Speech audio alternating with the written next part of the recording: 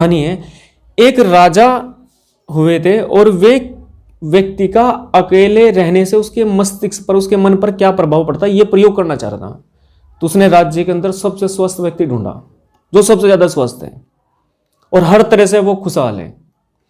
तो कुल मिलाकर के एक व्यक्ति ऐसा सर्च कर लिया गया और उसे ये कहा कि तेरी 7 पीढ़ी तक खाना दाना जो भी होगा वो राज्य की ओर से जाता रहेगा, बस तुम्हें एक काम करना है, 1 साल तक बंद कमरे में अकेले रहना।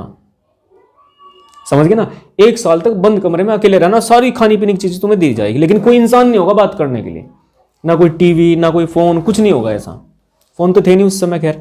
तो वो उसने खुशी खुशी वो ऑफर एक्सेप्ट कर लिया। अब क्या हुआ कि जैसे ही उसको बंद किया गया 2-4 दिन तो खुशी खुशी में काट लिया उसने। पता लगा बाहर से खाने की प्लेट नीचे को सरकार दी जाती थी उसके पास में, मौज मस्ती से रहता है। 1-2 दिन तो रहा आराम से, जहां उसे 1-2 महीना हुआ उसको बेचैनी शुरू होगी, क्योंकि दीवारें, बात करने के लिए कोई व्यक्ति नहीं, किसी की आवाज भी नहीं आती थी व्यक्ति की।